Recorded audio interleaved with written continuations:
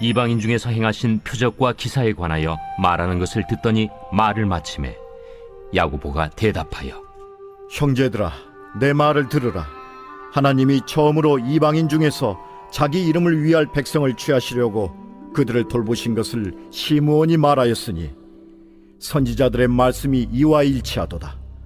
기록된 바 이후에 내가 돌아와서 다윗의 무너진 장막을 다시 지으며 또 그 허물어진 것을 다시 지어 일으키리니 이는 그 남은 사람들과 내 이름으로 일컬음을 받는 모든 이방인들로 주를 찾게 하려 함이라 하셨으니 즉 예로부터 이것을 알게 하시는 주의 말씀이라 함과 같으니라.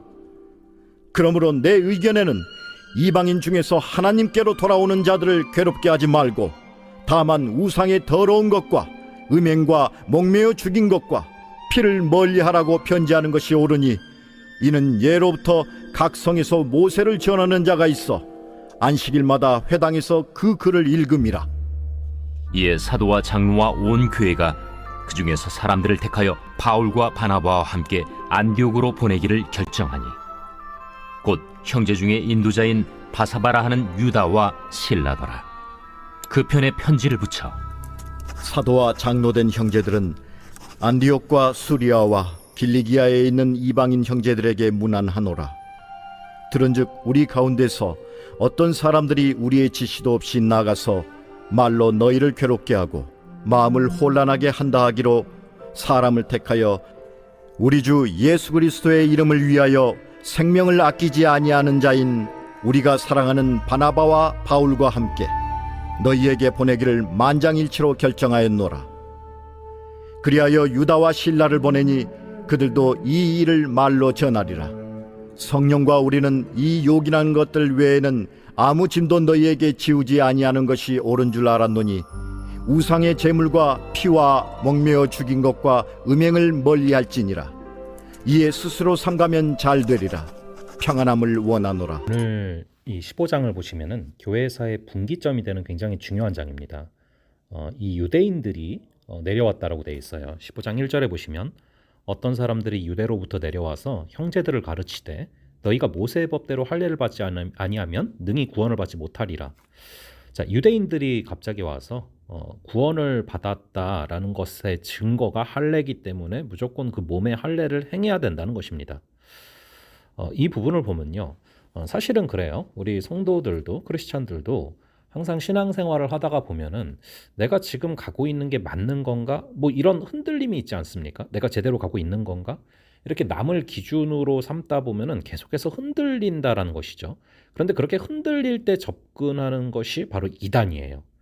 예, 그래서 왜 이 구원파들이 그러지 않습니까? 갑자기 이제 구원을 내가 받은 게 맞나 막 흔들리고 있고 내가 제대로 가고 있는 게 맞나 뭔가 더 해야 될 것 같은데 이럴 때 나타나가지고 너 몇 날 며칠 몇 시에 구원받았어 막 물어보잖아요. 너 생일은 아는데 그걸 왜 몰라? 뭐 이런 식으로. 그래서 구원파 이단이 생기지 않습니까? 여러분 이렇게 마찬가지 맥락으로 나타나가지고 지금 이제 할례를 받으라는 거예요. 그러니까 이 할례 받은 사람들의 입장에서 세례만 받고 구원받는 게 못마땅한 겁니다.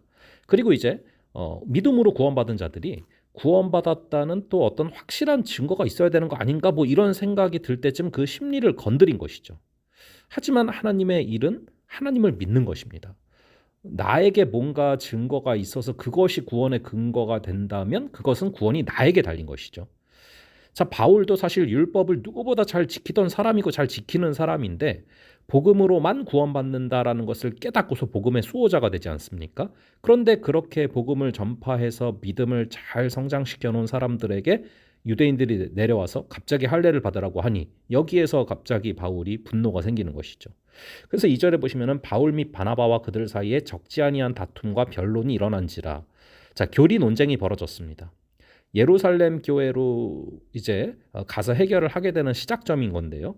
이 일 때문에 적지 않은 다툼과 변론이 벌어진 것입니다. 그래서 형제들이 이 문제에 대하여 바울과 바나바와 및 그 중에 몇 사람을 예루살렘에 있는 사도와 장로들에게 보내기로 작정하니라. 자, 이렇게 교리 논쟁이 벌어졌는데 이것을 예루살렘 교회로 가서 근원적으로 해결을 받자 이렇게 결론이 난 거죠.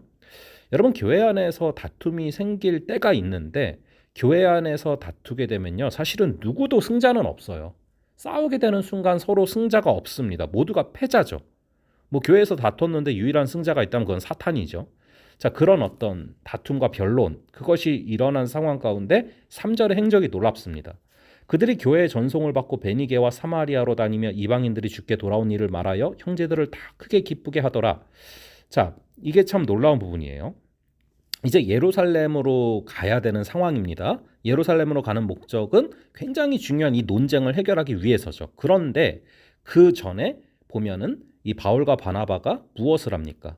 교회의 전송을 받고 베니게와 사마리아로 다니며 이방인들이 주께 돌아온 그 복음 증거의 역사를 말하여서 형제들을 다 크게 기쁘게 했다. 그러니까 바울과 바나바는 간증을 하고 다니는 거예요. 물론 그 문제 해결도 중요하지만 더 중요한 일이 있는 것이죠. 믿지 않는 사람들에게 복음이 전해졌고 그들의 영혼이 돌아온 이 일을 증거하는 것입니다. 여러분, 복음은 한 영혼에 집중하는 일이죠. 우리가 논쟁을 할 때도 있겠지만 논쟁을 초월해서 복음에 사로잡히고 한 영혼에 사로잡힌 모습, 이것이 바로 바울과 바나바에게 느껴지는 힘이라는 것입니다.